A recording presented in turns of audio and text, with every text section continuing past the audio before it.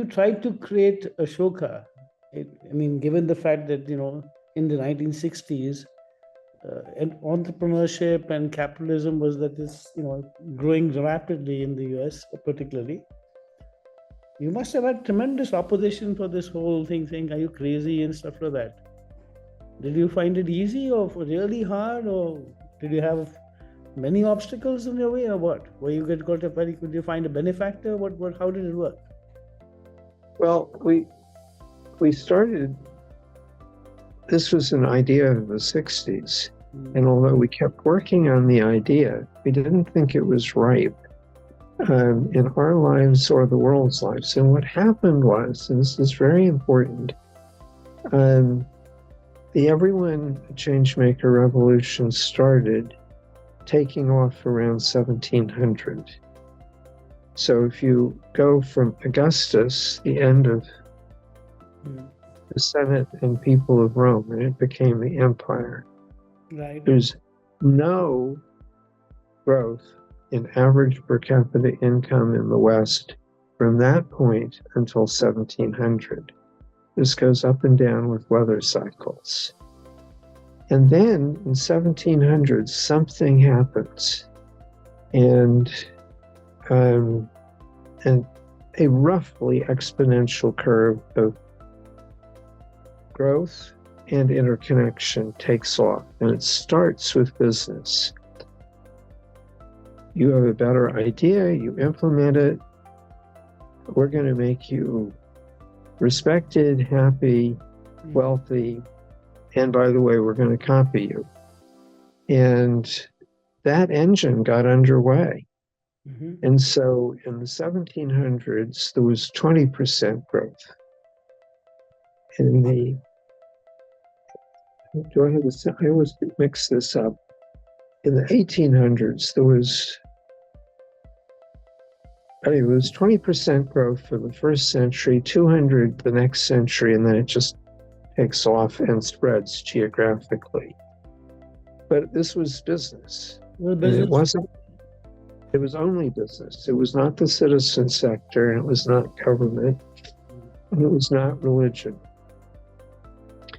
But that sector spun off so much wealth, and the government took it and then gave it to the citizen sector. So the squalor of the citizen sector in the 1960s and 70s was appalling, because it had missed out in 3 centuries, 2.5 centuries of this revolution. And government, a monopoly, the way it's structured, says no monopoly can stand competition. So it told the citizen sector, no, don't compete, or we won't give you money. And it took money from business. And so around the late 70s, something different started to happen. What that was that, Indian independence came 30 years before. And so you have your first post-colonial, not traumatized generation coming of professional age. And they had been growing up under the feet of the bureaucracies. And some of them didn't like it and didn't want to do that. And so, not surprisingly, my friends tend to be entrepreneurial. And so I knew this circle of people in India, and we could see this happening. And so we said, oh, this is the time. And then we had to figure out how to do this. And we were worried. Mrs. Gandhi was wandering around talking about the foreign hand. And we didn't want to hurt people who were starting as social entrepreneurs by associating them with the foreign hand. And how do we find these people? Not anecdotally, but through a system that can work. So we spent a couple of years of our vacation time coming to India first, and then Indonesia, and then Venezuela, three very different sizes and cultures, trying to figure this out. And by 1980, we had a pretty good map, and we thought but we very intentionally kept it very small, because it's too hard to change something once it's big. But by 5 years later, we had figured it out and had a 5-step selection process that worked reliably. And but in those first 5 years, I can tell you that, we had to make up the phrase social entrepreneur. We had to make up the phrase change maker.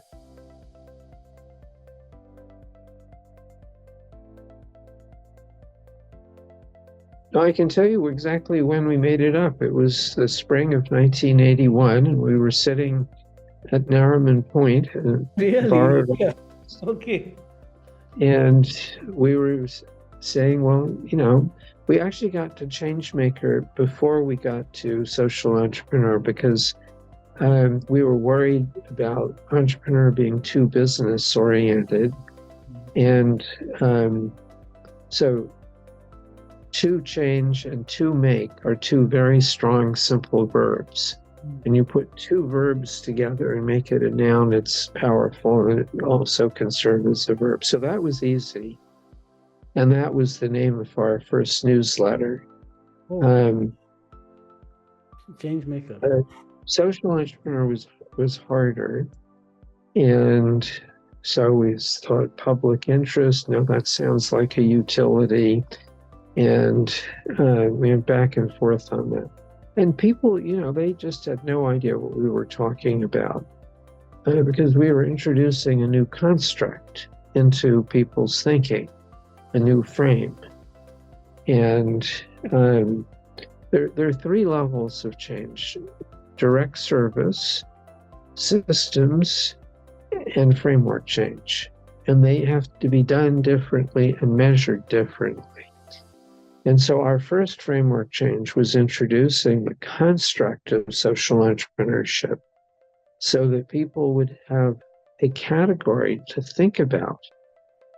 Oh, I could do that. That's feasible. That's practical. There are stories. And you begin to build institutions. And I think that framework change is well established. And the social entrepreneurs are the role models for people who are doing change making at the most local level. A small little local dental clinic needs change makers. No, they're not the equivalent of Andrew Carnegie or Steve Jobs or Florence Nightingale. But it's the same basic idea. Your dream, your team, your changed world, your changed dental clinic.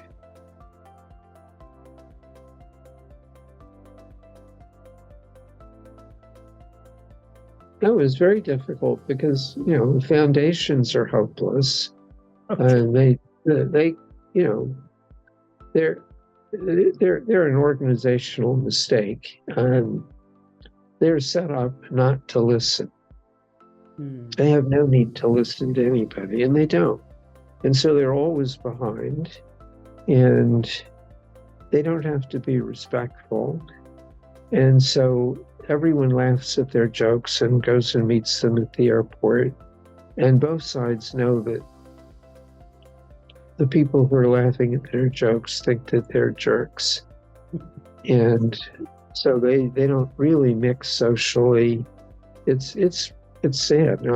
I basically do everything I can to avoid dealing with them. And it's not the people. The people are trying to do the best they can. It's just a bad design. So no foundation other than there were a few legal private family foundations that were really a person. But it's very typical when you got something new, your friends they don't get this either, but they think, all right, well, and then we started having some. It takes 5 years for an entrepreneur to have a really new idea get to the point where people can see what's happening. Sometimes it's faster, but it takes time. And so, but after 5 years, we were able to begin to point, well, this has changed and this has changed. And that made it easier for people. And, we also are more practiced at explaining it. And we had one very fortunate breakthrough, and that was that the MacArthur Foundation made me one of their fellows, and then that made us safer for foundations. Okay. And then the Rockefeller Brothers Foundation, Peter Goldmark was advising them, and Peter was someone I have known since the transition from college. We worked together in War on Poverty in its first months, and we've been friends ever since. And so he provided a bridge there, and they're very respected. They're one of the foundations that other foundations follow. So those two made us seem less risky, and we've been through various stages of types of support, and right now, for example, our future is with business entrepreneurs who want to have a part of their lives where they're having the same type of impact, but for the social good. And so that's a natural constituency. Diaspora communities, people who have the guts to be an immigrant are very much more likely to be entrepreneurial. And they care about two cultures, and they have two cultures. And, we can work with them in both homes. And so, the North-South Foundation, which you undoubtedly know well, have a very close and wonderful relationship with them, both in India. Sorry to interrupt you. I wasn't really referring to your current. I was trying to get to know whether you had the struggle was considerable for you in those formative years. Yes. So you didn't find one big benefactor, one person who sort of backed you all the way. It was lots of many people. So you must know that while the Changemakers were going to watch this, and we have a lot of them in our group in Global Action on Poverty as well. For them, that's a revelation as well. That you struggled for 5 years, first of all, and that you had to go to many people, and it wasn't saying just one nice thing. Okay, Mr. Roosevelt is going to back us, and life is good. Brilliant. Thank you for that.